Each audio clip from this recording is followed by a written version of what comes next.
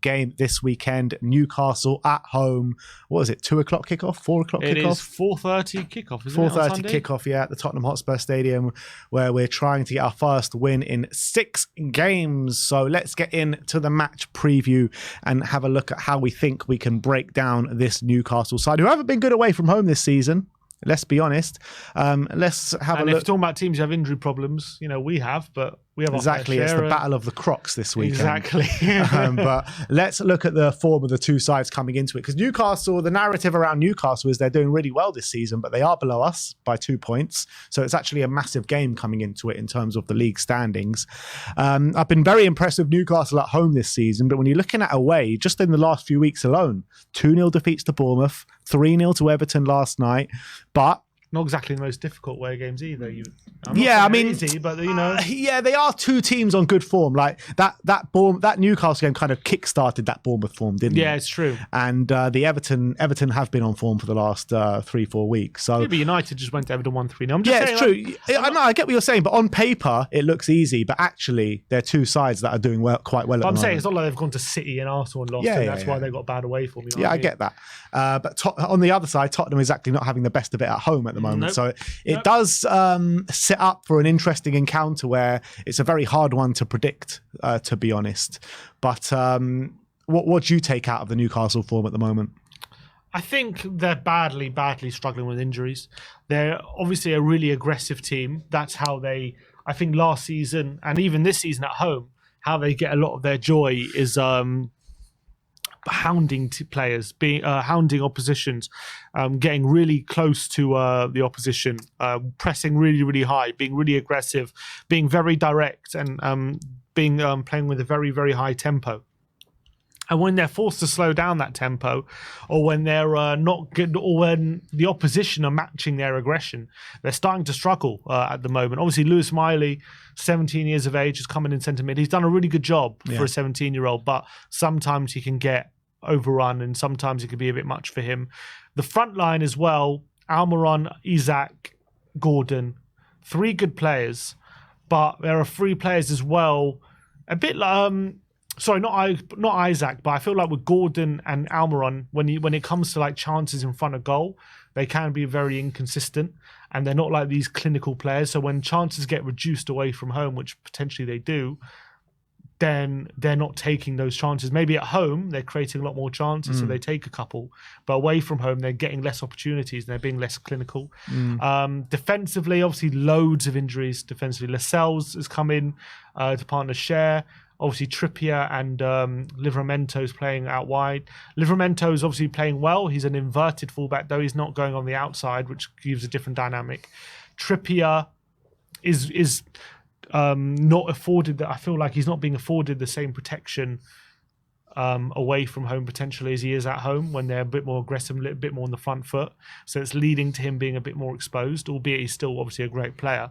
So and also Pope's just picked up an injury. So now they've got Dubravka in goal, he's not a bad keeper, but he's not Nick level. Pope. He's not Pope's level. He's not going to be able to keep out what Pope can. So it's leading to a lot of problems for Newcastle, which hopefully Tottenham can exploit. But then again, we've got our own problems. Yeah, we got massive problems, and another problem might present itself this weekend in the shape of Heung-min Son. We don't know if he's fit or not, and Postecoglou in the press conference was saying there's no news on him just yet. They still got to do some more checks and stuff like that, which let's just hope for the best, to be honest. I'm going to assume that he is going to be fit for this weekend, but if he's not fit, what the hell do we do? Has to be Rishi. I mean, it's either that or Valise, one of the two, but I'm guessing Rishi came on before Valise yesterday, so I'm going to assume he's probably fit enough to play. He played 25 minutes, and he played 10 minutes the game before, so I'm assuming he's going to be fit enough to start. So I'm guessing Rishi has to come in, and then it's about finding the dynamic that works. Obviously, Sarr came off the bench as well. Maybe he's ready to start as well.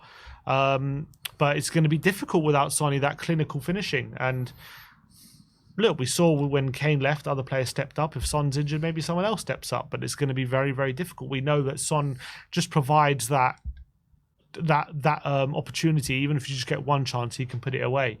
So missing that leadership he's been offering this season is going to be a massive, massive blow in this game. But let's hope he's fit. But if he's not, Andrew will have to deal with it. He's going to have to find a solution. And I think Rishi's going to have to be it. Yeah, if he's fit enough to play, that is. And let's say Rishi's not fit enough to play 90 minutes. You would assume he's fit enough at least to play 45, 60 minutes by now, after getting, half an hour or something in the last 2 games. Actually, you know what? Even if, let's say Rishi's not fit enough to play or start, let's say, I wouldn't even be surprised if maybe he puts Skill back in and puts Brennan up top. Maybe that would be a solution. Could be. Do you think there might be a shout from someone like Jamie Donnelly? Donnelly in a false 9 maybe, or John Donnelly in a false 9, Alejo Veliz as a target man. Alejo Veliz. There's a lot of different. Veliz is getting the nod ahead of Donnelly at the moment. He is. Look, Ange said pretty bluntly today, not saying that Donnelly's not good or anything, but he said, look, I'll give him a chance if he can prove to me during the week that he should be getting the chance, and there's a reason why I haven't brought him on, kind of thing. So he's kind of he's not hinting like he's never going to get a chance. He said, look, he didn't prove to me this week, but doesn't mean that can't change by Sunday. So look, we'll have to wait. There's a reason why he hasn't been bringing him on or brought him on only for a few minutes against City. But yeah, it'll be interesting to see what kind of solution he brings. What else is interesting from those comments, because it's 2 completely contrasting reports from Ange, one on Donnelly and one on Dorrington, where he says about Dorrington he's going to get his chance, where he says about Donnelly, well, he's not doing enough just yet. So maybe that is just saying that Donnelly's just not ready yet, and that's what it is. Well, and I guess there's more opportunity for Dorrington than there is for Donnelly. You've got to remember there's a load of other players in the attacking positions, even with the injuries, who are more senior players. When it comes to Dorrington, you could argue he's next in line. Literally, he's next in line. So it is what it is. Yeah, very true. In terms of the head-to-head between Newcastle, obviously we failed massively against them last season. That famous 6-1 defeat, what was it, 5-0 after 20 minutes or something like that. Oh my God, yeah. That was a thing of nightmares. I've never had to endure something so painful than the first 20 minutes of that Newcastle game last year. So I hope the players that were playing on that day, the Cuti Romeros, the Pedro Porros, all those kind of players, use that and remember that pain and harness that pain and use it as a bit of a revenge mission for this weekend, because that was just absolutely shocking. It was the worst Spurs game I've ever seen, I think. Really? That Probably. Bad? Yeah, I can't remember how can it get worse than 5-0 after 20 minutes? I don't think it can, really. Yeah. That was, and also we were just ripped apart, and it was defensive mistakes. It was just weren't offering anything. It was also soft. It was bullied. It was anything you could speak of. It was that from Tottenham. It was, and it was so bad. We had to get rid of the interim. We sacked the interim manager. That's how bad it was, which I don't think he's ever happened before either. I think the only time it happened, didn't Arsenal sack Lundberg when he was interim as well? Or Man U sacked Carrick, one of those. I can't remember which one. I think Lundberg was just replaced by Arteta. Was he? Yeah. Okay, fair enough. I think so. Anyway, I can't remember 100%. I think he was. Maybe you're right. I don't know, but there was just no. I don't want to go back in time and talk about it. There's no really much point, but there was no point sacking Conte and bringing in Stellini. Yeah, we know. But anyway, and that's what it led to. That's what it led to. A 6-1 defeat to Newcastle, being 5-0 down after 20 minutes. But when you're looking at this Newcastle side, where do you see the kind of areas on the pitch that we can really hurt them? Because I'm looking at their 2 fullbacks, Trippier and Livramento. I think both of them are playing really well at the moment, albeit Trippier had a bit of a dodgy one last night at Everton. Are you seeing that we can get them out wide through the middle? Where's the opportunities that we can really hurt them? I think they're a very physical team. I would say right now with them playing Lewis Miley in the centre, and also Lascelles is there, who's actually been pretty good, to be fair to him, since he stepped in, but he's still somewhere. I think if you look at that side, Miley, Trippier, Lascelles, and actually if you look at the goals that they conceded against Everton, and they're all coming down that side as well. Obviously, it was because Trippier made some individual mistakes, but I'm looking at that side and I'm thinking that is definitely the side for me, which I'm thinking about on our left-hand side, their right-hand side, about defensively where their weaknesses are. Trippier is a fantastic fullback and has really improved, but obviously his biggest strengths are offensively. He has really tightened up defensively, become a very good defender, to be fair to him, but he's still much better offensive fullback than he is defensive. Miley's obviously very, very young. Lascelles is a bit like Dyer, I guess. He's just not the quickest on the half turn. He's very physical though. And he's proven that he can definitely still play at this level. There were still doubts about it. You know, there was a lot of people who thought he was going to leave on a free, but he's still there and thereabouts and still doing a decent job. So I'm looking at their left-hand side and I'm thinking, if we're going to get Joy, that's probably where we can get it from. But then who do we have there? We have Udogie there, maybe Lo Celso, maybe Johnson. So whether we can exploit it is going to be another. We'll have to wait and see, I guess. Would you think about putting Brian Hill back in this weekend to accommodate Kulu in the middle? Yeah, I would. Albeit, it's annoying because in a weird way, you might want. I don't think Newcastle are going to be as defensive as West Ham. They're going to be a bit more out of their shell a bit.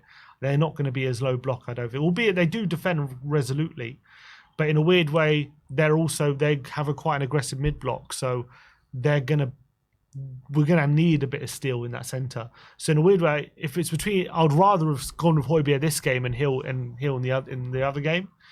But I just don't want to see a lack of creation again. So I'm very tempted to put Hill back on the wing and Kulu back inside, just so we can create more chances than possible. But then we do run the risk of just running out of legs a bit in the centre, because I know Miley's there, but Bruno and Joel Linton are very aggressive players. They're very good. And obviously Gordon helps out in the midfield as well. So it will be difficult to maintain control of the game, basically. But I think the likelihood of us creating more chances is definitely higher. Yeah, it's a fair point. But it's going to be such a difficult game this weekend. Both teams are just so desperate probably to get back to winning ways. On the back of a 3-0 defeat away at Everton, Spurs on the back of just dreadful form, 4 losses and 1 draw in the last 4 games. In terms of a player that I want to mark out in terms of Alexander Isak, 7 goals this season for Newcastle.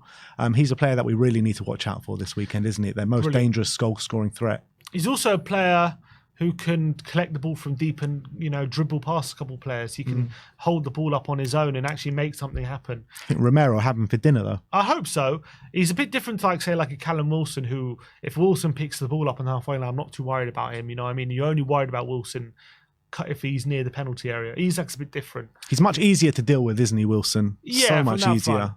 Isak's a bit more of an all-round player. He's really good at dribbling at you, running at you. Obviously his finishing's really improved ever since he's got to Newcastle. Very sharp. Obviously, maybe doesn't have the physicality potentially that Wilson does, albeit I feel like he's got a better first touch and he's got better when he's running in behind. He's got better technical ability than someone like Wilson. So he's a handful. He's an absolute handful. And he's got physicality as well. Maybe not as much as Wilson, but he's still got it as well. He's still a strong player.